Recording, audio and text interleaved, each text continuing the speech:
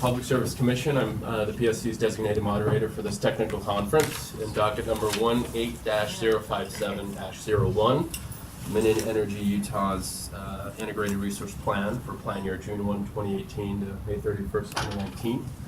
We have a roll, sign-in sheet, attendance sheet, circulating. If you haven't signed it by the end of this technical conference, kindly see that you do so. I think it would be best to go around the room, introduce each other and the organizations represented. We'll start with there. I'm Eric Orton with the Division of Public Utilities. Melanie Rife, I work with the Public Service Commission. Jennifer Clark, I'm counsel for Dominion Energy. Kelly Mendenhall, I work in the regulatory area for Dominion Energy. Gary Dodge with the Utah Association of Energy Users. Will Schwarzbach, I'm the manager of gas supply for Dominion Energy. Excuse me, D. Lance Warner. I'm with work for Will in the gas supply department. Abby Thomas, Dominion Energy. Tina Faust, Dominion Energy. Christine Roll, Magnum Energy. Kevin Holder, Magnum Energy. Sherry Benz, Commission. John Harvey, Commission staff. Carol Revelt, Public Service Commission. Colleen Larkin Bell, Dominion Energy. Wayne Meekum, DPU. Jeff Eichfeld, Division. Thad LeVar with the PSC. Kayla Bostock, Office of Consumer Services. Doug Wheelwright with the division. Austin Summers, regulatory at Dominion Energy. Thank you. Without any further ado, we'll go ahead and pass it to Great, Dominion. thanks. So, thank you for coming. It's the first year we've had technical conferences, so we can notice these things up. So let me just walk you through a little bit of the schedule that we've got planned for this IRP season, and then some of the things we're going to talk about. So we've got 5 meetings set up right now. Today's meeting, obviously, we're going to talk about the IRP standards and guidelines from 2009. We're going to talk about the recent order from the 2017 IRP that the Commission gave us. We're going to talk a little bit about our interruptible tariff. We're going to propose our 2018 outline to show you the different sections that we're going to be presenting in our IRP. And then we're going to talk a little bit about demand response. We've got another one scheduled for the 13th of March. In that conference, we'll talk about the heating season review, the peak day calculation. Dave Lanner will be here to talk about that, and then supply reliability. The 24th of April, we usually do a WexPro meeting, so this will be the WexPro meeting where he will talk about the drilling program. We've added some compression on trail, which has been doing very well, so he'll give you a report on that, as well as some of the tax impacts, or the impact of the tax reform on WexPro costs. And then we'll also be talking about the RFP recommendations. That's where Brent Walker usually comes in and talks about the supply portfolio that we're going to set up for the next year, next winter heating season.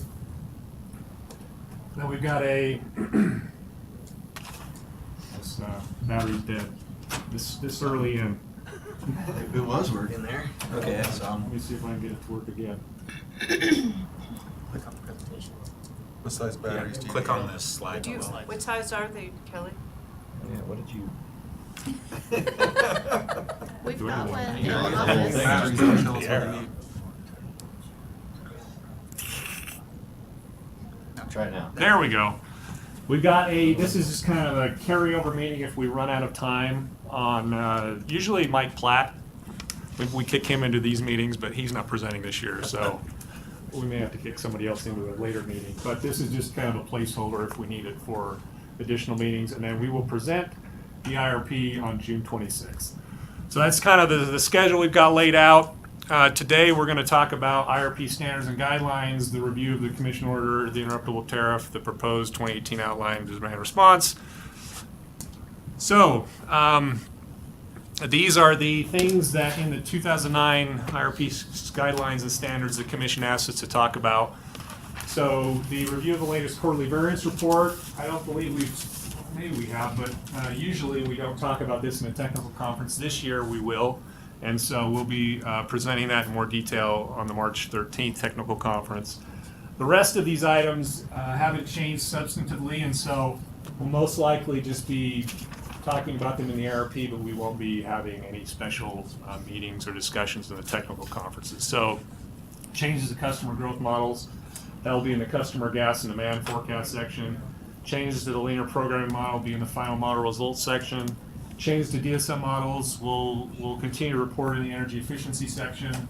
The supply demand forecast send out, that will be in the customer gas and demand section. Gas quality and storage will be in the gathering, transportation, and storage section. The gas network analysis models will be in the system capability and constraint section. And then integrity management will have its own section. And then other issues is outlined. So let's review a little bit the 2017 order. There were 3 things that the commission ordered. We're going to go through real quick. They found it, with the exception of the peak hour demand reliability, they found that it complied with the guidelines. This is really what we're going to be talking about today. So they asked us to monitor and report demand response issues, so we'll have a discussion about that today. Also, initiate an IRP docket early each year. We've done that. Modify the IRP so the action plan is readily accessible. We're going to break that into a separate section this year. And then include a discussion of interruptible customer rate structures and tariff provisions in 2018 pre-IRP public filing meeting. So that's really what we're going to talk about today is the interruptible customer rate structures and tariff provisions. Abby's going to you're going to talk a bit about the tariff, and then I'm going to talk a little bit about the rate structure. And then this is just some direction we're not going to talk about today, but we'll provide modeling sensitivity in relation to peak hour deficiencies and the filings related to LNG facilities. In which meeting do you intend to do that last one? So this one, I don't know that we have a meeting where we're going to talk about supply reliability, so we may talk about that a little bit, but but we anticipate we're going to make a filing for an LNG facility. It's a major resource addition, or what's it called? Major resource acquisition filing, and that's where we will provide that information. So in addition to this, and this kind of goes along with the commission's order, the office in their comments made this statement, the failing interrupt may not appropriately match the amounts from penalties and fines applied for future failure to curtail. The OCS suggests Dominion provide a report of cost information for firm services to offset the lack of curtailment and the amount of penalty allocated to GS class. So we went back to January 6th just to give you kind of a comparison of the services that were used and what was paid for them, to kind of give you an idea of what the transportation customers ended up paying the sales customers as a result of the curtailment. So if you look at what was assessed on that day, let's assume, and it's just a straight interruptible customer to make it simple, let's assume that customer had no firm, and so they were interrupted down to 0, and then let's say they burned 10 decatherms. So their penalty would be 10, and the way the tariff reads, for those 10 decatherms, they would pay their transportation rate, obviously, for those 10 decatherms, but then they would also reimburse the company for S&G and commodity, and based on the tariff provisions, that amount ended up being $5.10. If you compare that $5.10 to what were the GS customers paying on that day for those services, for the commodity and the S&G, it's about $5.16. So in total, it's pretty comparable. So they would pay $5.10, and then in addition to that, because they burned above the interruptible amount, they would be required to pay a $40 penalty. So in total on that day, they would pay $45.10 for each decatherm that they burned above the curtailment amount. So in total on that day, we had 21,756 decatherms of penalty. If I just do the delta between this and this, it ends up being 39.90. And so this is how much was given back in terms of penalties. Now, this didn't all go to sales customers. The way it works is that $868,000 gets spread back to all customers based on their class cost of service, but I think the sales customers make up about 92% of the class cost of service. So the majority of that penalty went back to customers. Excuse me. So just to give you a little more color, half of those. Go. Yeah. Sorry. Does the penalty go in the infrastructure tracker? It does. Okay. Yeah, so in the fall filing, in the first infrastructure filing of last year, the majority of those decatherms were credited back to customers. To give you a little bit more color, about half of the customers that were curtailed or interrupted did what they were asked. They had no penalty at all. There were quite a few customers who did a good job. They reduced their usage, but they didn't quite get there, and so they had minor penalties, small penalties. But for the most part, they reduced. And then you had a handful of customers who just didn't, for whatever reason. And then you had a handful of customers who, for whatever reason, they have some operational issues with their equipment, or maybe the contact person was out of town. There were reasons that they didn't curtail or interrupt. So you kind of have the four groups of people. But I think from our standpoint, we feel like the $40 is a pretty punitive amount, and it seems to get a lot of customers to act. So that's kind of a discussion of the interruptible rates. And that's, if there are any questions on that, we can, yes. Kelly, I missed the part where you were saying how many people were asked to interrupt. So I'm trying to remember how many people was it? I thought you said that there was. I did. I said 50% interrupted. Oh, So okay. I'm guessing I'm going to just make up a number here, but I think it's about. I think it was about. I want to say 300 or 400 people, and then half of those completely interrupted. And then there were, like I said, there was another very large group that interrupted, but they just end up with a penalty of 5 decatherms or 10 decatherms because they just weren't able to get all the way down. So. Any other questions? Kelly? Yeah. A question. Gary, you can tell me to not ask to stop talking on this because this is an issue we've had a question about. But if you've got customers who are have firm and interruptible service, Right. and they interrupt their interruptible, but they don't go all the way down to, say, the scheduled amount of firm they had for that day, Right. but it's still within their band of firm service. Right. How common is that, and my understanding is the company's position has been to charge a penalty on that. That's right. On that usage. And that's an excellent question because we're going to get into that in much greater detail. But yes. So I'm just your setup man. Yeah. So thank you. Perfect setup. It worked just like we talked before. So thanks. So Abby, actually, I'm going to give you a quick answer. The quick answer is yes. We've been treating the penalty is the same. If you burned above your schedule.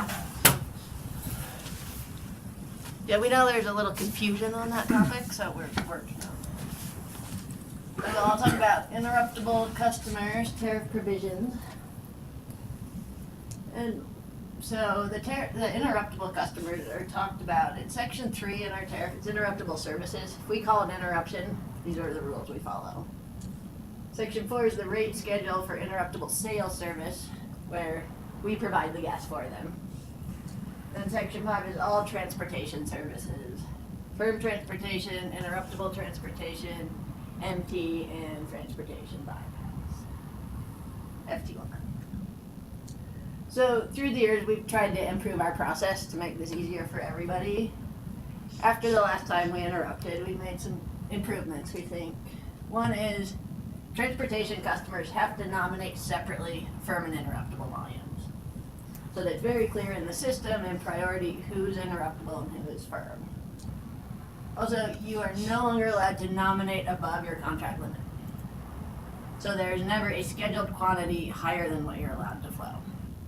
So we just kind of limited people to that. A lot of this is trying to get someone to have a contract for what they actually need to have contracted.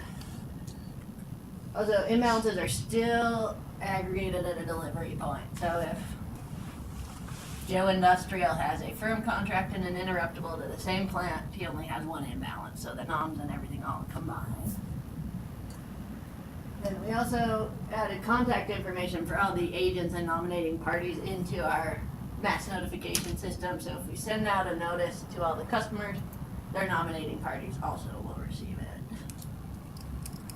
We're working on this, it should go on this week or next, electronic data interchange EDI between Dominion and Kern River. So we've had this with Questar Pipeline for a long time, where the computers talk, and if the noms get cut upstream, they get cut downstream, and vice versa. So this would help if we face a capacity problem or something, and we need to cut customers, it would trickle upstream all the way up to their supply. And then finally, we are planning some tariff revisions to these sections to match kind of current business practices. We aren't intending to change drastically how we do anything, we just want it to be much more clear to everybody. So we're gonna go into those in detail next. And we're having a meeting next week with all the nominating parties to explain all this to them before we file. We're planning to file early March, expected. So section 3, we don't see any real substantive changes here. This applies to both interruptible sales service and transportation service interruptible customers. Talks about interruption conditions, the schedule of interruption, and the failure to interrupt penalties.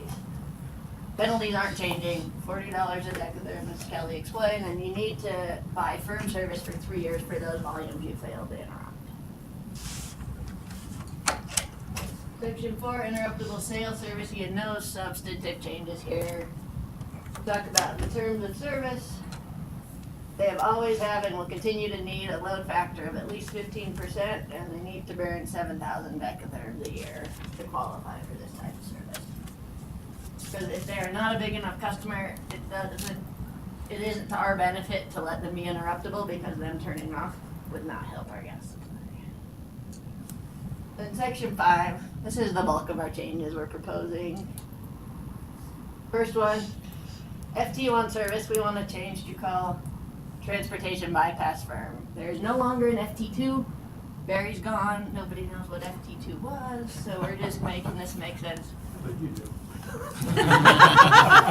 Once there was an He goes, it's FT2. because FT2, and we said, what's FT2? So we're just going to change the name of that, nothing else about it. Then we want to really clarify the difference between transportation firm and transportation interruptible. They'll stay on the same rate schedule, I think, but the main difference is you don't pay the demand charge on, or the reservation on interruptible. Then we explain that nomination priority of service better.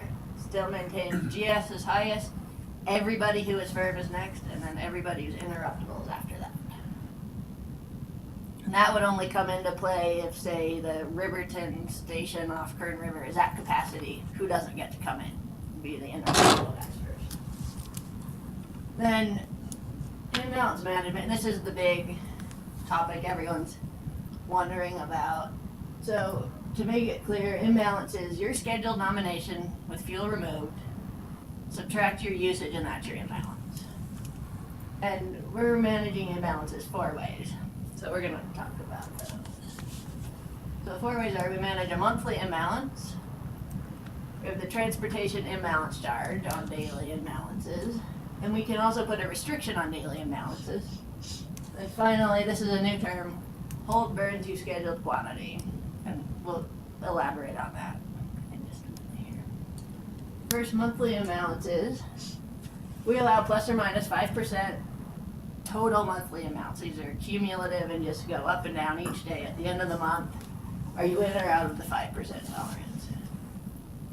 After the month is over, you're allowed to trade with other customers your imbalance, or you can nominate to our system imbalance payback, either from the pipe or to the pipe with the correct nomination, and you get credit here.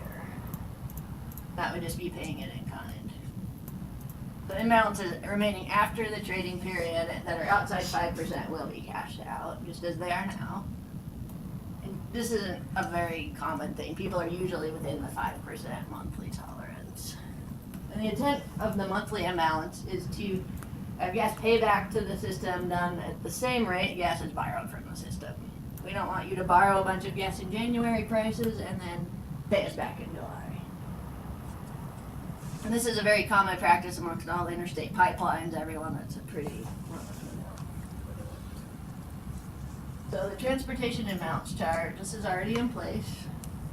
We always expect customers to be within 5% plus or minus every single day.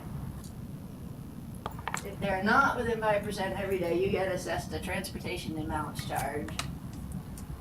The cost of it gets updated with the pass-through, I think it's roughly 8 cents or so. And then the intent of this is to cover the cost of the services we use to manage the system when nominations aren't correct. So storage, no notice, things like that. Then restriction on daily amounts. So if we're going to restrict people's daily amounts, we will send an OFO, operational flow order. This one will only go to people who are making nominations. It'll be issued in the event a customer's imbalance could cause the company to alter operations or gas supply plans. And we can give a tolerance for this period. Usually we say the tolerance is plus or minus 5. We just want you to actually pay attention to the plus or minus 5 and not go over. I think that's a key point, is there is a daily imbalance tolerance window of plus or minus 5% every day. Because transportation customers are expected to be within that window every day. There's no penalty for it if they're not, unless there's a restriction on that daily imbalance. But the tariff does state that they're supposed to be plus or minus 5. There's the tip charge. Every day. There's the transportation. There's imbalance. the imbalance charge for the services, but other than that, their commodity should be within plus or minus 5% every day. So that's You what don't they're want people supposed to. saying, oh, it only cost me 8 cents and I don't have to go buy gas today. Like, that's a problem. So the penalty here, it's the greater of $1 or the difference between the monthly and daily index of prices plus a quarter. So if it's an expensive day, you're going to pay the difference. It's kind of what that's. And like she said, the goal there is that if prices spike for a day, and you don't want them using that imbalance as a way to not pay the high prices on that one particular day by saying, okay, I'll just, go short on the day with high prices and go long on a day with low prices and come back in balance at the end of the month. So you don't want If our that. transportation customers do that, it hurts every GS customer when they do it. We're just trying to protect them. So this is the proposal you? This is in the tariff now. This is now, okay. Yeah. I couldn't remember if that. Yeah, exact that is number, but exact That's in word there. for word. Thanks. How often do you do those restrictions, Will? We actually haven't had to do them as much, especially this year with cold weather. Most often, we wind up doing them on times when either prices are spiking up, and sometimes that's caused by demand in the east being high. We've seen that. Or if there's a long period of time that we have to nominate for, which often occurs on like a holiday weekend. Like this past weekend, we had to do our gas purchases and nominations on Friday all the way through up to and including Tuesday. So it was a 4-day period with swings in there. So a lot of times it is on holiday weekends or longer periods where we're going to see, changes that could impact how we have to purchase things. The whole reason for them here is we've got to be able to plan out our purchases for those days, and we've got to know how we're going to use our storage, and we don't want imbalances impacting that. So Also, you often know if the clay basin is shut in for a test. right, or during the clay basin test is another time, because then we just don't have access to our primary storage there. There's a question in the back, Abby. Right. So this penalty of the $1 for the difference, that's only on days you've issued an OFO? Yes. Yes. And then after the restriction on daily imbalances, we do let customers trade imbalances. And so a lot of these can get mitigated. If an agent brings enough gas, they can move it between their customers after the fact to just kind of get rid of a lot of them. The intent of this, like Will said, is we don't want customers to use imbalances to manage supply, demand, or price fluctuations to the detriment of the GS customers. Okay, so this is a new term, hold burn to scheduled quantity. We would provide a notice through an OFO to every single transportation customer and nominating party in the event we do this.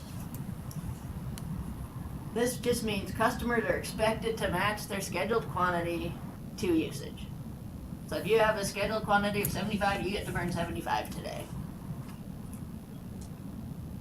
we're gonna make this penalty the same as the failure to interrupt penalty, because both of these are using a commodity on a day we don't have commodity to let you use. Right, well. Yep. Then a customer who, say, this is kind of to your question, we have a lot of examples we can walk through after this. A customer has only firm capacity and they burn more than their contract limit, they obviously need more firm capacity. So we're gonna have them buy more firm capacity for 3 years because they didn't have enough to do what they wanted to do. Yeah, I mean, if they burn more than their firm contract limit, that's interruptible, right? No, We're not. they are on this penalty, it's the same penalty as interruptible, but a firm customer is never interruptible anymore. Okay. They're not allowed to burn it and they get penalized the same as if it's the exact same penalty. We're just trying to clarify, a firm customer never reads section 3 of the tariff anymore. Well, and I know this isn't a place to debate it, but, and I won't, I'll just point out that I don't think a $40 per decatherm penalty for a customer burning within its firm limit that it's paying for Gas isn't there. is justified compared to a $40 penalty for an interruptible customer who's burning something they've never paid for. They paid for the firm supply. No, we're not talking about if their gas doesn't show up. You're saying you're holding them to their schedule. So if I have 10,000 firm If you're and I scheduled, that's what should happen. nominate, if I pay for 10,000 firm and I nominate 8, you're holding me to 8. Right, you're paying. And if I actually burn 10 and deliver 10, If your scheduled quantity is what you deliver. That is all you're getting credit for on the receipt side from your upstream party. I guess I'm not following what you say. If my upstream supplier delivers the amount that I Then your burn, scheduled quantity is 10. Then you're fine. Then you're fine, then you're good. no, if I scheduled a different amount, but I burn more than I scheduled, Then your upstream party And your can upstream deliver it. party only brought what is scheduled. not necessarily. How? We can have this Yeah. argument. Yeah. Again, it isn't I'm choosing not to I engage in a actually debate think- right now. Yeah, no, I actually think that it is a question of the defined term. I think you're using schedule differently than she does. And I hope, Probably. Gary, we have the opportunity to talk through this with all of you. We have Abby- examples too, yeah, that we hopefully- do, and that will help you understand in advance of those discussions and in advance of the tariff filing. But as Abby and Kelly both mentioned before, our intention is to talk to you all and make sure that you understand, and that we can answer the questions. I think the dialogue that's happening here is that you're defining that term differently. And she It talks could about, be. I think that's what's And going on. again, I don't want to get in an Yeah, argument. no, I'm no, just I saying, agree, I I agree. personally don't think that's the right number for this. What can I just jump in for quick? In fact, the question I'd asked earlier was not about this example that's up there, but about the one Gary's talking about. Yeah, I've got like 6 we've got examples those. to go through. Okay, I'm not, and so I guess the question is, for purposes of setting up a system that's workable and equitable, the question is, is there a distinction that should be made between a customer who has purchased interruptible service and fails to interrupt all the way down versus a customer who's purchased firm service, thought they were going to need less on a given date, so nominated less, but then, used more within the tolerance of their firm service. Is there a distinction that should be made between those two? Right, and we're That is treating the them question. similar because the $40 is for the commodity that is not in our system that gas supply had to go buy on the spot market if it was available. And that is It what isn't really And- for and commodity. we- Commodity is covered separately. $40 So is a $40 penalty. is a pure I thought. penalty. Right, but The commodity is for the purchased price. separately. Yeah. So it isn't a commodity issue, it's a penalty issue. So we can Anyway. discuss the $40, but our intent was to do exactly what you're asking. Our intent is to clarify and split these so they are two totally different animals, right? You've got your customer who's interruptible, who fails to interrupt, they'll be handled through an interruption. Your customer who is not interruptible or has enough firm to cover their usage, they're going to be held to this hold burn scheduled quantity. And we can debate what the penalties will be and stuff like that. But our goal is to do exactly what you're asking, is to clarify that and break them into two totally different categories. So we're managing two totally different restrictions on that day, but it hopefully will clarify for the customers what's going on. So you're not telling a firm customer, hey, you need to interrupt. That was our goal with this right here. And we can debate, the penalty or what that kind of stuff is. But do you agree with the methodology, at least, of splitting those two? And I agree they should be distinct, and I also think that we ought to think in terms of different types of approaches to incentivize these two groups of customers, because the circumstances are different. And I also understand, since I've been involved in some of these discussions from the very beginning when this service was first offered, and the fact that one of the interests that both the company has and the system has is to provide a good incentive to nominate accurately. And what you want to do is you want to avoid perverse incentives. And I know you're very careful about avoiding, disincenting people from gaming the system. But you also don't want to penalize folks who were nominating, say, in good faith, thinking they already have the firm capacity. They're paying a demand charge to the company for it. They might think their usage is going to be a little less than it is. You want them to nominate as well as they can. But if they think there's going to be a penalty hanging over their head, if they're wrong, even though they've already purchased the firm's service, I think you've got to think about the consequences of that as well. And keep one important part to keep in mind here is, this isn't something that's in place every day. This is something that will only be used in those coldest of days kind of circumstances. That was my question. What would be the conditions when you would call this? Yesterday. We would have used this yesterday. It was very cold yesterday. Our system was nowhere near capacity restrictions. Like, we weren't full, but we were using every single decatherm of gas that came to the system because we had a supply reliability problem upstream. Gas control said, your gas is not showing up. Our gas supply does not have any extra decatherms to use for transportation customers who didn't bring enough gas that day. If we had had this, we would have called it yesterday. So it's days where we can't provide additional supply to anybody else, where we're doing everything we can to get our supply. We may be paying high prices. We may be using all of our storage at its maximum. Days like that where we can't afford to be, letting someone else use the supply that we're trying to get for our customers. Those are days where we would call this. And yesterday is an example because we it wasn't the coldest of days, but again, we had scheduled gas on Friday for delivery yesterday. Because of the long holiday weekend, the markets were closed on Monday. So we had to do our forecast, we had to buy our gas, we had to do everything on Friday for yesterday. Yesterday turned out to be colder than it was expected to be last Friday. So we were already using more gas than we had originally planned. So we went to our backstops, which is our aquifers at this point. On a non-peak day, we've got them there waiting to make up additional supply. So we went to those aquifers. They were at maximum deliverability. They were all day long. They were providing everything we could. We were allocated at Clay Basin, so we had planned for, I think 111 it is, our MRD at Clay Basin. And we went out to try and buy intraday gas, and we were not finding a lot. So we were a little stressed yesterday morning, even though it wasn't a peak day. I guess because everybody else was in the same situation as us because of that long weekend, people in California were all buying that intraday gas. So when we were going to our normal supplier saying, hey, we need some intraday gas for today, it wasn't there. So we were to the point where there wasn't a lot of extra gas for us to make up. We wound up being okay. We didn't have any issues. We were able to find some of it, but there wasn't a lot of extra that we could have gotten. So yeah, if we could have limited our transportation customers to say, hey, just burn what you're bringing to your system, we would have put that in place yesterday.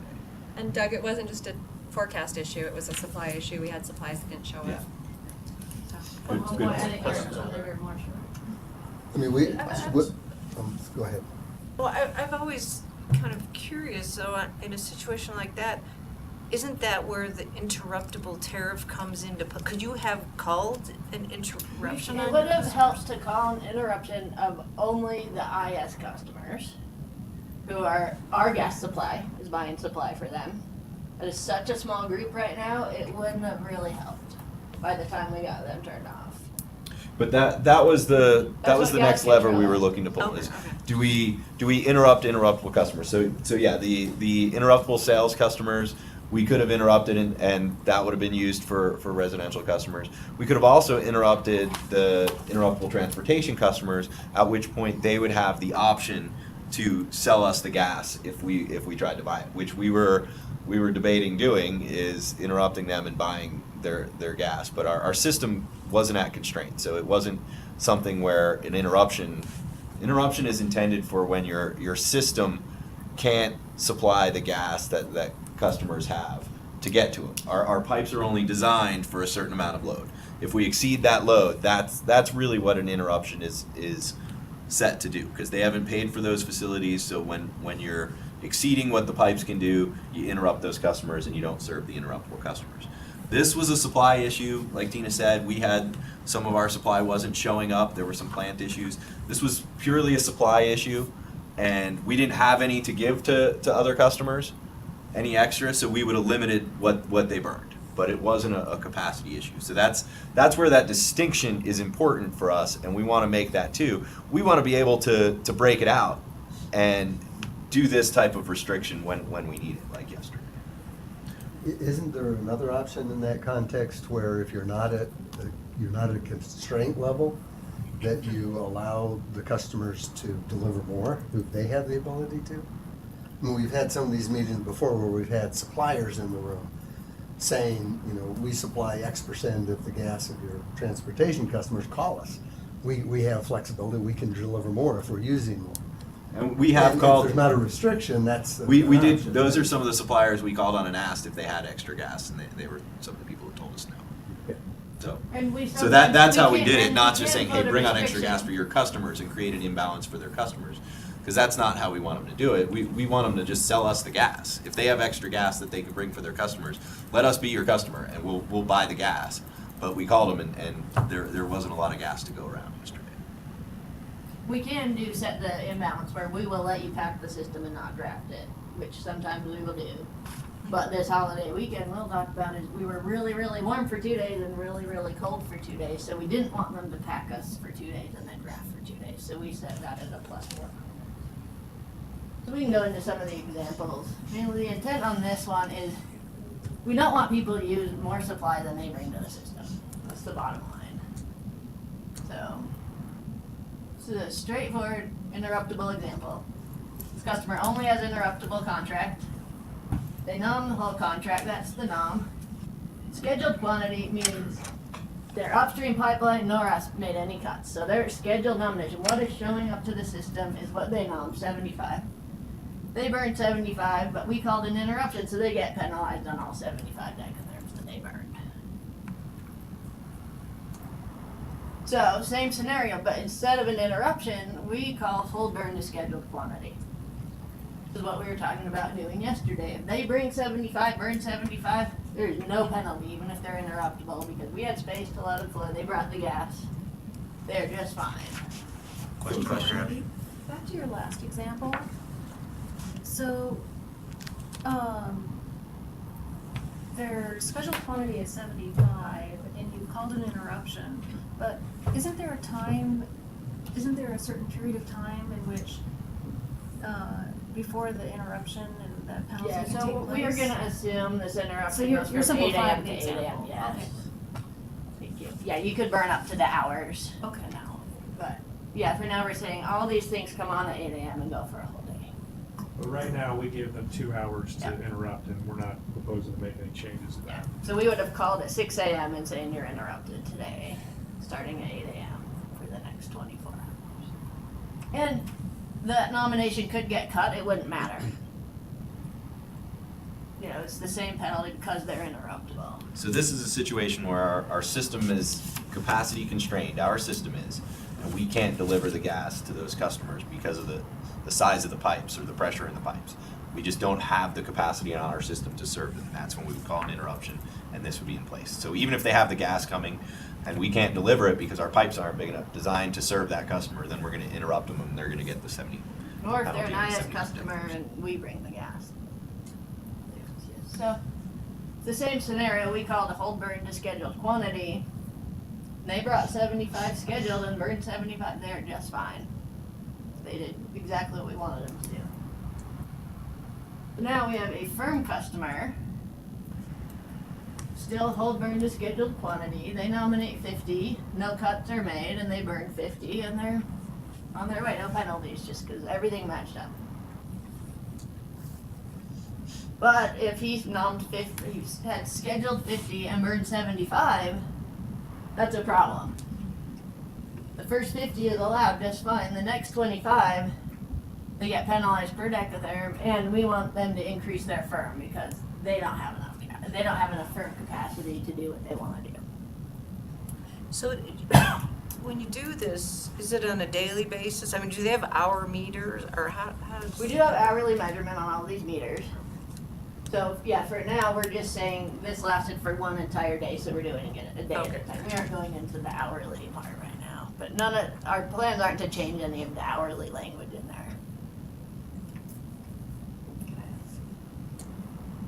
So, I think this is the question. So here's what it is. You have 50 contract, you nominate 50. But Kern River comes in and cuts your nom down to 40. They said, your gas isn't showing up at the supply end, you're not getting 50 delivered to Dominion, so your scheduled quantity is 40. This customer is only allowed to burn 40, because that is all they brought to the system. So that other 10, up to their firm limit, is penalized per decatherm. We move on. They had enough contract to do it, they just didn't have the gas supply coming in. So that is why we're looking at scheduled quantity, not at nomination. That's a big distinction that we're just trying to make clear. That could be cut by Questar Pipeline, could be cut by Kern, Northwest, anybody. Could be cut by Dominion. The difference here, there's no requirement to change your firm quantity at all, right? You've got enough firm contract limit, you just didn't have enough gas on the day, so you're only getting penalized for the gas you didn't deliver. Then here's a scenario where we do everything. We call hold burn to scheduled quantity and an interruption. So peak day, this is kind of what would probably happen. So this person has 2 contracts going to the same delivery point, and their total nomination is 90, but it gets scheduled down to 75 because supplies aren't showing up upstream, we'll say on Kern River.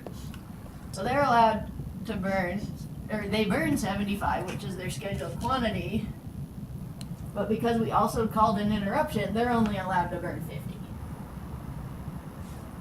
So they also need to up their firm contract next year, but that 25 decatherms that they brought to the system that is interruptible, it can get sent to inbound, it can get redirected, they could cut that nom, it doesn't matter what happens to that last 25 because they aren't allowed to burn above their firm limit that day.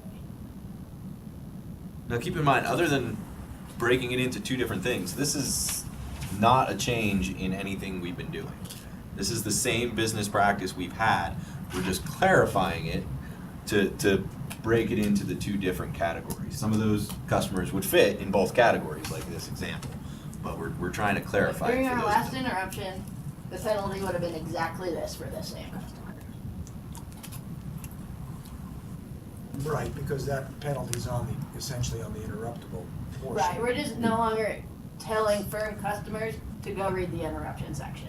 That's what we're trying to get away from and say, you're firm up to this, and then you're interruptible, and then someone says, I didn't buy interruptible, what do you mean I'm interruptible? That's what we're trying to get away from.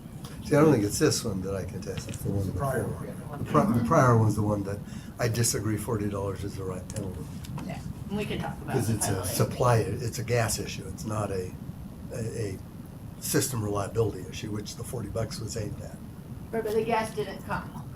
Yeah, but it's not a system reliability issue, which is what the $40, because they bought 50. So No, they bought 40.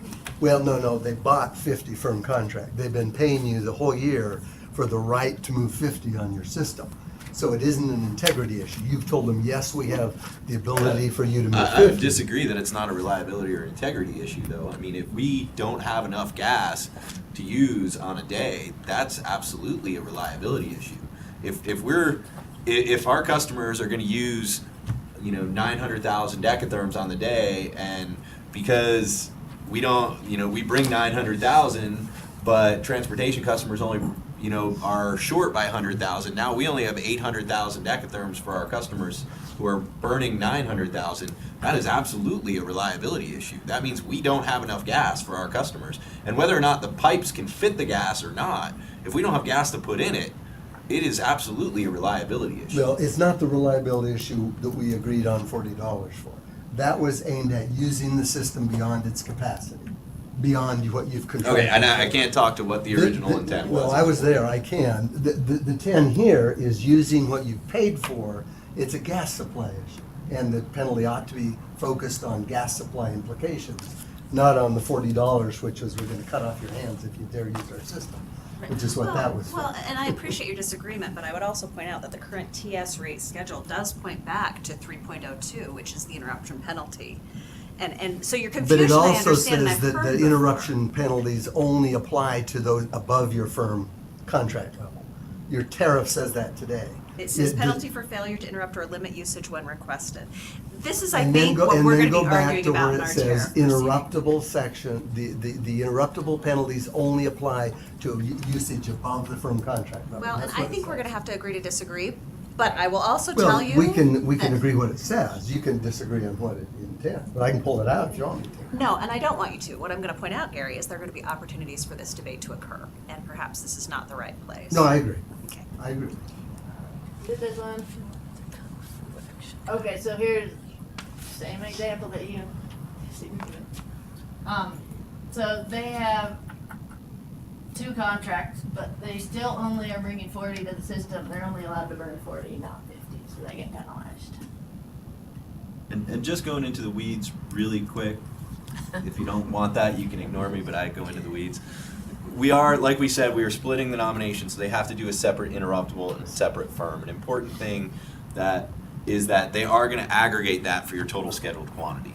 So if in this example, you know, your 40 decatherms were because all of your interruptibles showed up and only 10 of your firm nomination showed up, if you had done those separately, you're still getting the 40. We're aggregating the 2 nominations for your total scheduled amount. We're not just looking at the Giving firm you the nomination. benefit that. Yeah. And I guess the other weedy comment I'll add to that, that, you know, I think it's a good idea to try to parse out these different examples, okay, for clarity. So I think that what you're doing there in terms of structuring the discussion makes sense. And I think the point we're just trying to make is that we don't think one should assume that the circumstances are equivalent between these different examples because of what customers were willing to do, what they've been willing to pay for in terms of their arrangement, their contract arrangement with the company in the first place. And so there's no question that the $40 penalty, for example, was intended to be punitive.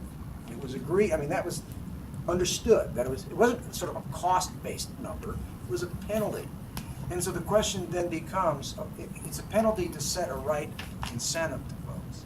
So if you're gonna have different factual circumstances that you're trying to parse out, it's fair to step back and say, okay, so should you have different penalties for different factual circumstances that you're trying to incentivize? I think that's what we're trying to say on this. I think we disagree with that. Okay. And I'm sure we'll have lengthy discussions on that. Where we what that penalty disagree will is be. what those penalties should be. Yeah. But the process, I think we totally agree with. Okay. I would ask any question then. When you started this, you said the intent of this was to clarify this and make it clearer for people. We've got penalties and charges and stuff for all sorts of different things. Do the customers understand what's going on? I mean, how many different penalties have we got here? We've got a daily, we've got you've got all these different things, and I don't know if the So the customers can understand it. who hires an agent doesn't need to understand the daily penalty or the monthly penalty. That is the agent's job. The agent's job is to make sure they're in balance with their nominations. That goes into the fee they pay the agent. The only one they need to understand is if an OFO comes out that says you are interrupted or you have to hold the scheduled quantity, that is when they need to care. Aside from that, it all happens on the agent side. The agent, I think a lot of them cover those penalties because it's their nominating practices that dictate when those penalties get charged. And my thought on it is, when you become a transportation customer, it becomes your responsibility to understand all of this. If you don't want to understand all of this, if you don't want to learn this, if you don't want to understand how these penalties work, how the imbalances work, how nominations, scheduling works, don't be a transportation customer. If you want to be a transportation customer, this is the job you're taking on by doing that. Or you could pay an agent to. Or you can pay an agent to do it, but they're then it's the taking agent's that on. benefit to train you that says, if you're gonna shut down for 2 weeks, call me and tell me you're gonna shut down for 2 weeks. You know, if the agent wants to go to that and have that relationship with the customer, they can.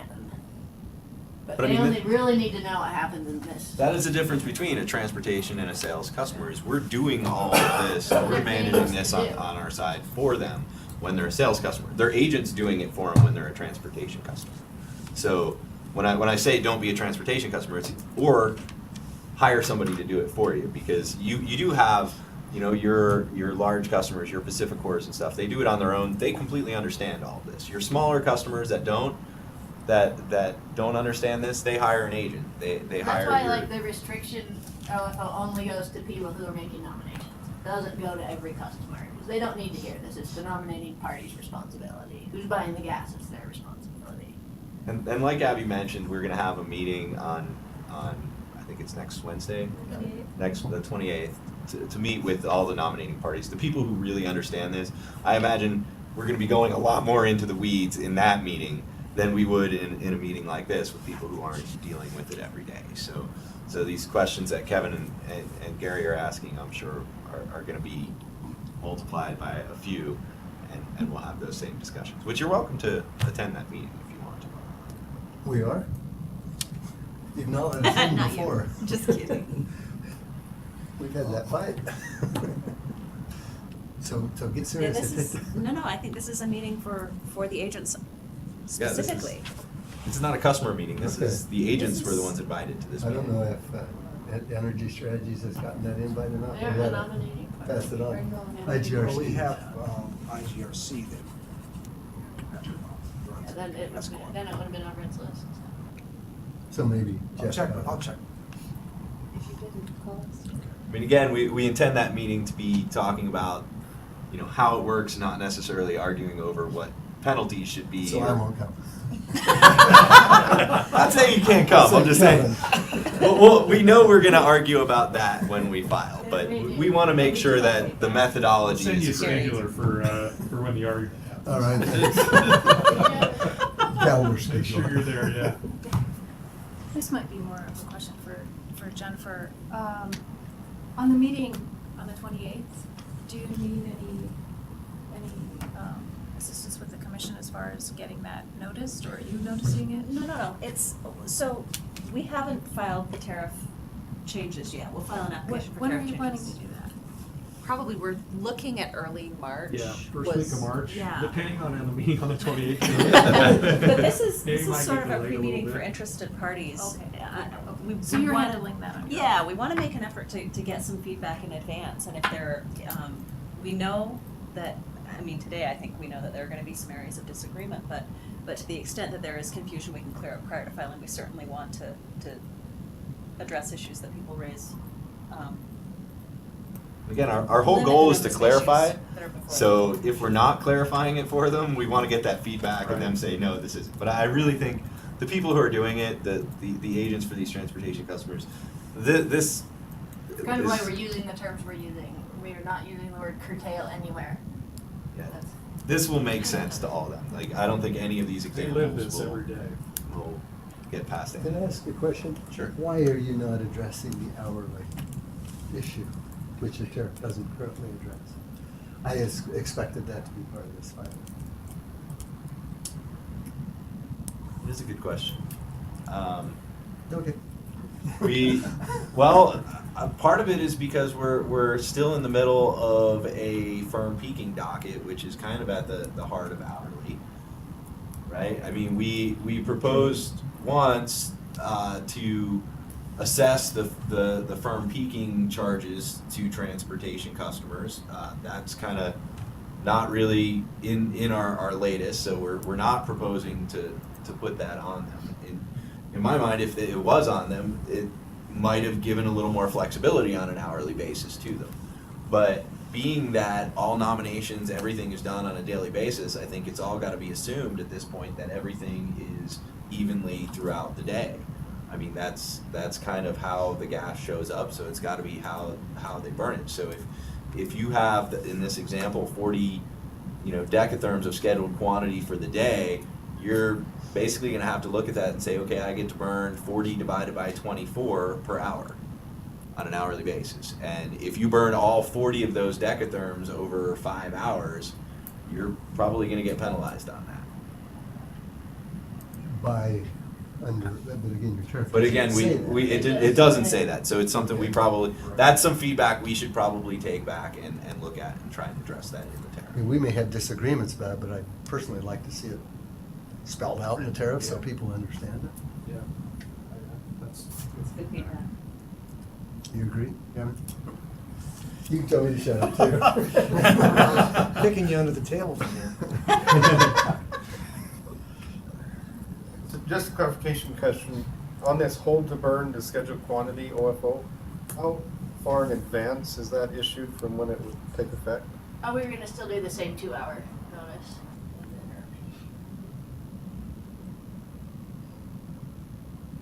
This is not something we want to do unless we have to do it, so it's more on the short time scale. And most likely, we'd already have a restriction on daily amounts in place. Usually we see these events coming, we just don't know how bad they're gonna get. All right, y'all do get to hear me for a little bit. Promise. Because you haven't talked at all. Because I haven't talked about it. So we were asked to break out specifically the D&G action plan in the IRP and make it more prominent. So what we've done is kind of gone back and looked at our outline, our table of contents, and said, okay, does it make sense to break anything else out? What's the best way to really set up the whole thing to make it clear? And I'm going to go over what that new outline looks like. We're still going to have an executive summary, as we always did. Still going to have an introduction. Still going to have the customer and gas demand forecast section. So there's not a lot of changes that you can see. We're still going to have the system capabilities and constraints section. That was a very meaty section. I'm sure everyone who has read this spent hours reading just that section. That had the D&G action plan in it. That had a whole bunch of stuff in it. We've now broken that out to make it a little bit easier to digest, I guess. Easier to find the things you're looking for. So the first thing, there it is the distribution system action plan, or the D&G action plan as everybody knows it. That's going to be its own section. It's going to be clear where it is. You're going to be able to find it, see it, and it's going to be right there, its own section. We also looked at it and said it probably doesn't fit to have integrity management in that system capabilities and constraints, and we broke that out. Integrity management will now be its own section and clear there. Along with that, environmental review was also broken into there. We'd like to highlight that, so we broke out the environmental review as well. Purchase gas, still a section. Cost of service gas is still a section. Gathering, transportation, and storage, that talks about all of our contracts that we have, our third-party contracts. That's still going to be a section. That is now going to also have your peak hour contracts and stuff like that in there as well that relate to third-party contracts. Supply reliability is still going to be a section. That became a new section last year. That is still going to be its own section this year as well. Energy efficiency will be a section, model results, guidelines, and the appendix. So this is basically the table of contents for this year's 2018 IRP. So it'll make reading it all that much more enjoyable for everyone. The next thing I'm going to talk about really quick is we were asked to give an update on what we've done in terms of looking at demand response programs. So our statement here of Dominion Energy continues to review demand response programs to reduce peak hour demand and to provide options for maintaining reliable service in the event of supply shortfalls. We're looking at what we can do with our customer demand response on either side to kind of impact both of those things. And we've kind of broken it out, and we're looking at our large use customers, and we're also looking at our residential and commercial customers. Kind of different programs for each. I'm going to talk about what we're looking at, or what we've looked at for large use customers first. First thing is reducing peak hour demand requires immediate response. peak hour demand is something where we're not going to have a lot of notice if there's an issue for that. If the upstream pipeline calls us and says you're using more gas than you have scheduled, it's on an hourly basis. So this isn't on a daily basis. This isn't something that we're going to know a day or two ahead of time. This is something that we would need an immediate response from customers. That makes this a little bit tricky to do because it's not something where you can send out public notices, things like that. This is something that we have to be able to take immediate action on. We've looked at that and said we have concerns regarding shutting down supply to electric generation. You know, if we're talking about our coldest days where our system is taxed. The thinking here is that it's not in the public's best interest on those days for us to do something that is going to dramatically also impact their power. We don't want to be shutting down major power plants and impacting the power to all these customers on this cold day either. So our initial thought is that we probably want to limit this or somehow separate out electric generation on how we do some type of demand response. The other thing that we've considered is the fact that historical requests for reduction resulted in a high level of non-compliance. Like Kelly was saying, when we've done interruptions in the past, we've gotten 50% compliance. We've got, I think he broke it into 4 categories of customers. The ones that listen to our curtailment requests, the ones that mostly listen, may burn a little bit more. But then you've got some customers who have just continued to just burn through it, or some that had equipment issues or something like that. But so if we're going to rely on this to ensure system reliability, like it's been proposed, if we're short gas, that we are then going to basically somehow either buy or take that gas from the industrial customer or the large use customer, we're going to need to shut them off. We're going to need to know that we can count on that supply. And the only way we can count on it is 2 things. One, they're going to have the supply coming. I think that's my next bullet. And 2, we're going to have to make sure they don't use it. So the only way we're going to ensure reliability is if we can do those 2 things. So you're going to have remote shutoff equipment on those customers. The estimates we had are up to or around, might be a little bit more, $110,000 per customer. That's not just getting data from the customer anymore. This is now being able to actually control a valve at their meter from our gas control and shut off these customers. So it's a little bit pricey, the equipment. Eric? You say that's up to, could cost up to. That sounds like the upper limit. What's the low? That's really our estimate is That's between kind of mid-limit. It's mid-limit, between 110 and 120, depending on the size of the valve. So it's not really up to, that's what you think the cost would be. Yeah. That's installed, or is that just the cost of the valve? That's everything. That's all. Communication. Not monitoring of it. Not the monitoring, but the communication equipment, the valve, the installation. Yeah. What's driving that cost? Valve? It has to be actuated, automated, so you can close it from the office here. I mean, what's driving the Yeah, cost? I think What's the major? the valve and the communication equipment are the 2 biggest costs. It's usually about half equipment, half. So when you say it resulted in a high level of non-compliance, is that on a per customer basis or is that on a volumetric basis? I mean, obviously you've got customers. I'd say it's both. I mean, you It's looked at both. 50% of the customers, Yeah. but there was, I think you said, 28,000 decatherms of penalty volume Yeah. the last time. So that's a considerable amount. If we were counting on, 40,000 decatherms for whatever use on demand response, we're going to need to know we're going to be able to get that 40,000 decatherms. So it means, A, we're going to need to make sure this customer shuts off, which the only way we can do that is if we have equipment on them. And then this last bullet is we're going to need to make sure they're delivering gas on that day and the gas is showing up. Otherwise, it's not going to be effective for us. If they don't have any gas and we turn them off, then it's not helping us in any way. It's not incrementally getting us supply. If they have, I'm sorry, there was a question? No, I was just gonna ask, this is for large use customers, how many are there? We've been looking at, I think, anything over, was it 100 decatherms? 100 decatherms a day, so there was 275-ish that we identified. That would get us about 150,000 decatherms a day if we did that. And that's a lot of gas. So just to put that into perspective, a typical residential customer uses 80 decatherms in a whole year. So for 100 decatherms per day, that's a big customer. Yeah. Well, I mean, oh, sorry, Doug. when you went to the customers and to see if they would be willing to reduce, are there any financial incentives for them to do that? Do you offer them anything?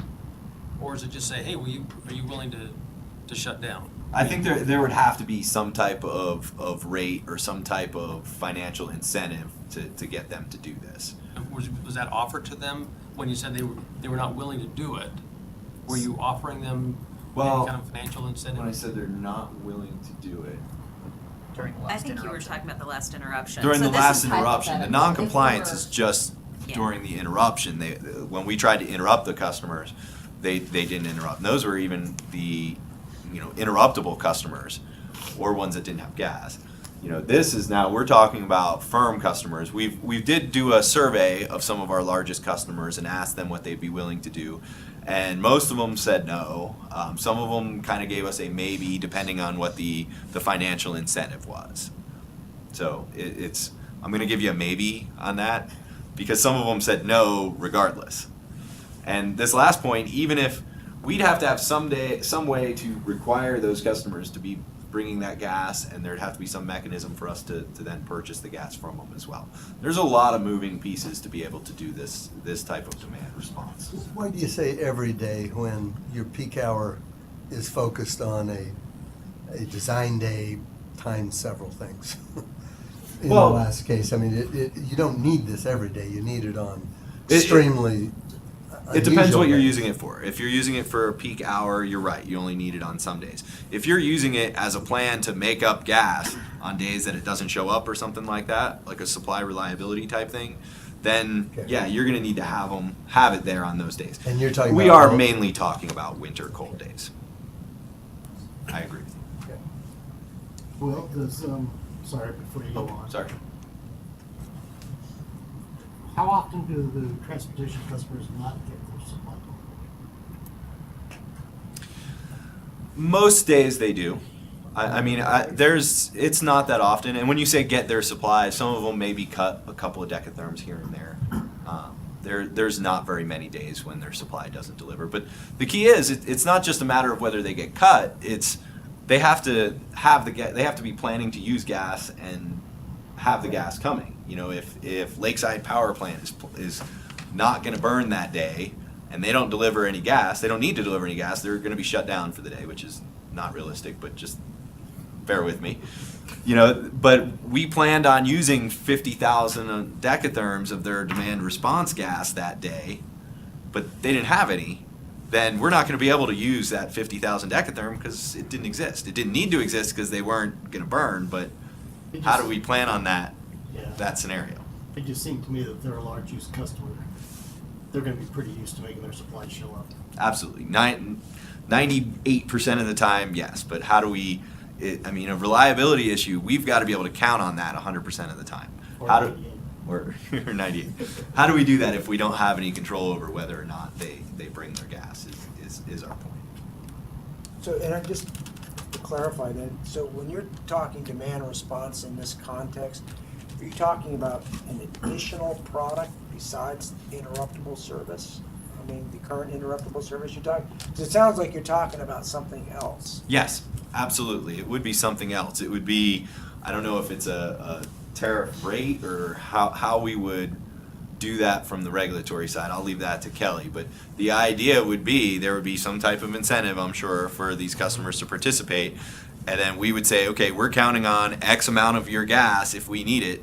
And to get that, we're going to shut you off during that period of time and buy your gas. And I don't know if we designate ahead of time on the price of it, but that would be the concept, right? You sign up to be part of this demand response program, and you agree that we can shut down your facility with very little notice and use whatever gas you were delivering to the system. You're differentiating, say, between the current interruptible product. Absolutely. Which is sort of a system integrity issue to a supply.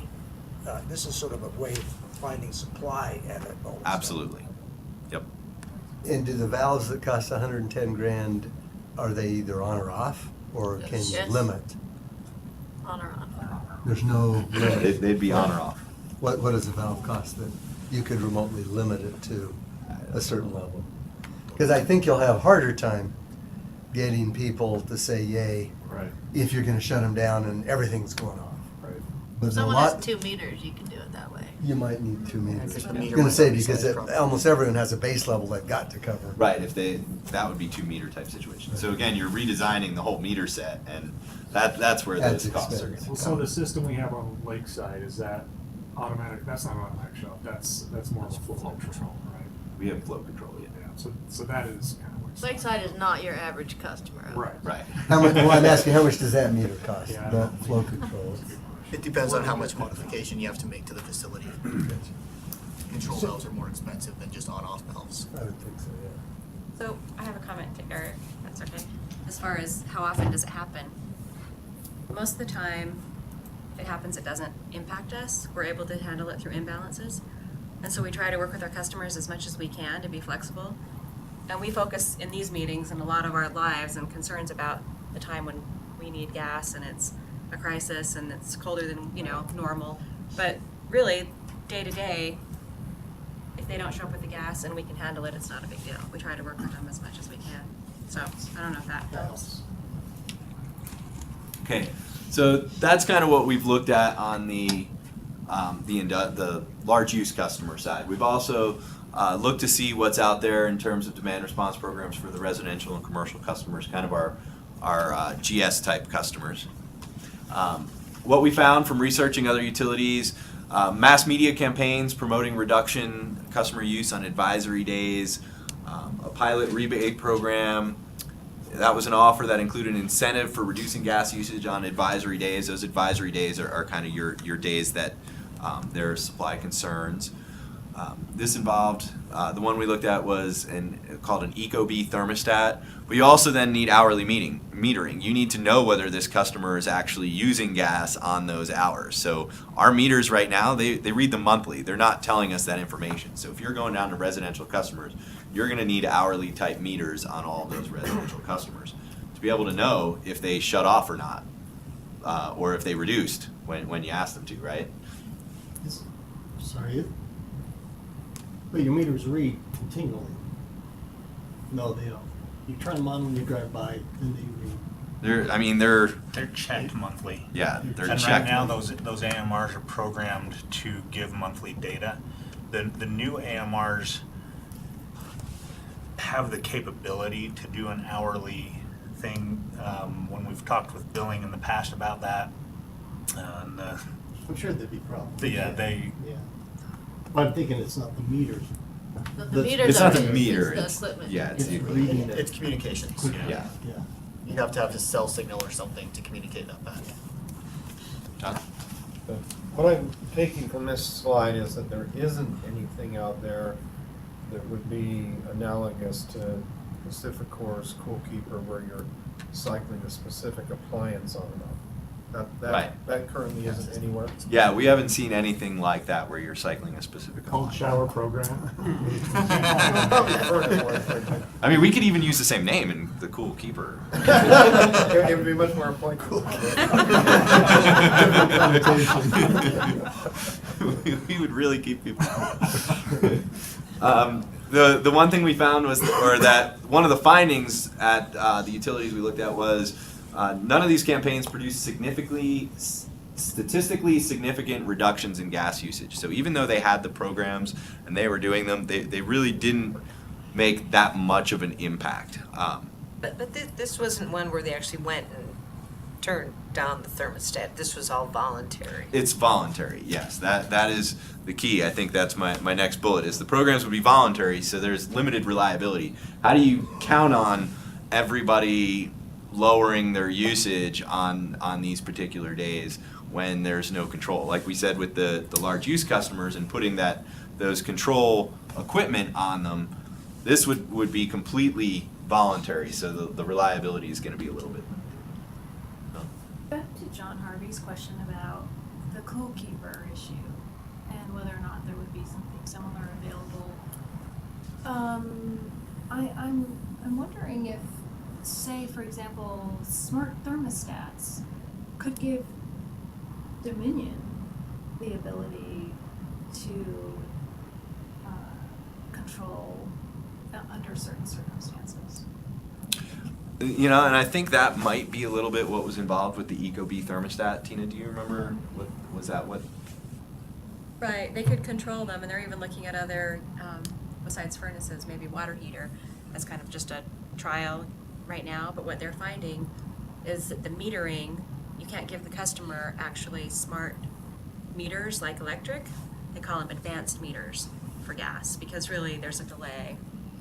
Like apparently with power, you can notice right away. You can adjust it.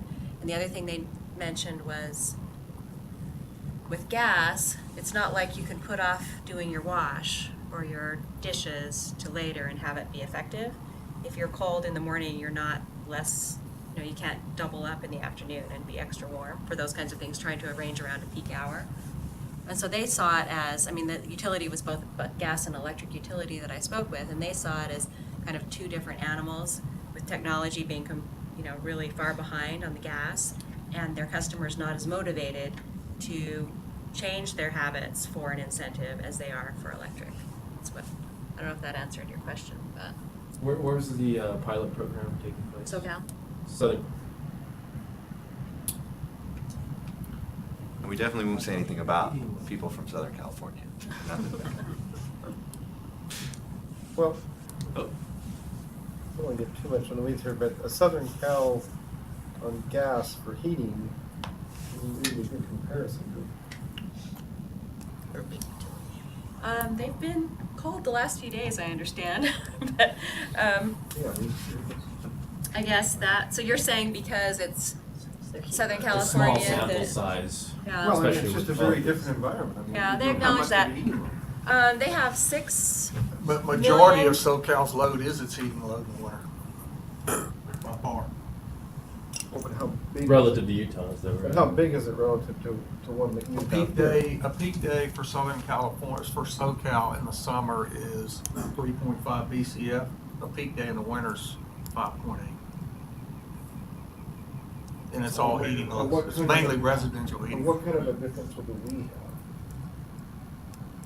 I mean, we have almost nothing in the summer, and we've got. Well, I think what Will's just trying to point out by using SoCal and understanding their winter load is somewhat similar to the understanding the winter load here in Utah. Well, and also, we're a little bit limited. There's not a lot of companies out there that are doing any of this. Oh, no, well, and that was So my in first- researching, you're not going to find a lot of, similar cold weather utility like in our area that are doing this. I mean, SoCal is definitely, I think what we found is that SoCal's on the leading edge. So they're kind of all we had to look at this point.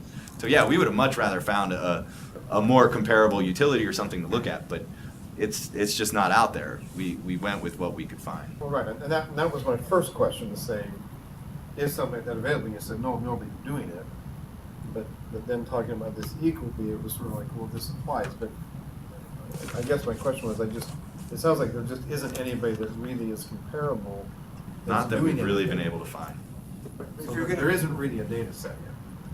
But if you're gonna draw an inference, though, from that experience, it might be that it would be likely to be an even stronger non-interest in a place like Utah, though, right? I mean, if folks in Southern California are reluctant to respond to change their heating on a given day, you would think that even with that limited data set, it would be even more reluctant for cold weather. Well, when they get nervous at 50 degrees. True. But no, I take your point. Yeah. So, this may be a little bit off point, but I have an idea that I'm wondering if you've thought about. So, I live in Park City, and we have a lot of folks from Arizona who come up for the summers. And they buy places there, and they sit empty in the wintertime. And presumably, they have some form of heating and cooling going on year-round, obviously to keep their place from freezing. And their driveways from getting snow on them. Well, we won't go there. But, I'm just wondering if that could be a source for you. Is to maybe lower those, like, customers that are. Give them an incentive to you know, limit the gas that they're using when they're not even there. Yeah, I mean, that, I guess we kind of build that into their load profile because we are looking at usage by customer when we do our modeling. But do you know that they're from Arizona and they only come during the summertime? We know that they You didn't can use tell any by their gas. Usage. monthly usage. We don't know where they're from, but we can tell, we look at You their. probably would think that about my usage because my usage is really low too, but, you know. Well, what I'm saying is it's compensated for in how we develop the load factor by customer. So if you're a customer who doesn't use much gas in the summer, your load profile when they build the model would indicate that your usage is lower. That makes sense? If you're not using much gas in the summer. No, if you're not, we kind of look at it by month. So we're looking at usage in winter months when we develop the model. So when they actually do that planning and look at customers' usage to develop their load factors, they're looking at winter month usage to develop those load factors. So if you're a customer that doesn't use gas in the winter, then that's going to show up in your load profile and that's going to get modeled in. Snowbird kind of scenario, right? All the people that go away for the winter. There's a certain percentage of our customers that are in Just trying to help you out. No, I know. That's good. We look forward to any kind Well, of. and now with, you know, the Nest thermostats, they can do that on their own, right? I mean, Yeah. when they're in Arizona, they can get on their phone and. But let me tell you, if you're from Arizona, your quality of life is deeply impacted by small changes in Right. your thermostat. Right. So your conscious might be that, you know, gee, you know, I might be taking a trip to Utah anytime, so I want to make sure that my place is well heated and So you're saying customers that they keep their house heated in the winter, and then Just in case. get them to turn it down. yeah, at a perhaps a unnecessarily high Yeah. degree that would otherwise not be necessary for I safety would think their reasons. gas bill would be enough reason to do that, but right? Because you're getting a bill for that anyway. I think think it people with depends. second homes in Park City don't think a lot about That's a their gas. good point. That is a good point. They wouldn't bat an eye and buy a Nest thermostat either. I just don't. We can definitely look at that. We hadn't thought about Mitt something. Romney's place alone would probably. But those houses that aren't occupied also aren't gonna have a peak hour, they're gonna be based Yes, on, you you will. know. I don't know. I They're think it using depends how hot you set your water and they thermostat. aren't doing laundry and If they have their thermostat set, you know. But is the interest in the individual's peak hour or the company's peak hour? The interest is in what happens on the company, but it's an aggregate of the individuals, right? It's everybody's house added together is what makes our. Precisely. So yeah, if there's a significant portion of those that we could get that to happen, I just don't know that there's a significant amount of those that would impact it, but we can look into it. Yeah, we'll keep looking. I think the takeaway today, though, is you're not going to see anything in this upcoming IRP about how the demand response program can reduce the peak hour or the gap or supply reliability. So Yeah, I think that's for the summary. concerns you kind of laid out. Yeah. So, I see a question. Yeah, is there anything going on with a sister company like Dominion East Ohio that has demand response programs to learn from them? Not that I'm aware of. Not that we've been able to find out, so. I think that's all we Always a had. first, right? Yeah, there's always a first. Right. And we have 35 minutes. I'm sure I could talk about something if you. Or we can just give them a time refund. Or we can give you a time refund. Last chance for questions. The Barry McKay time refund? Yes. I was going to say, our predecessor could have easily filled 30. This probably would have gone over. Well, Kelly was much We're not going quicker. to try and do that, Exactly, so. Kelly's perfect. It's a new Start a new era. tradition. That's right. Early meetings. I was gonna say that at the beginning. So we'll see you March 13th for our next RFP discussion. If there's anyone who has a sign, kindly do so. Yes. We're February 28th if you are really excited to dig into the weeds. Will it? Is that what you're saying? Sir?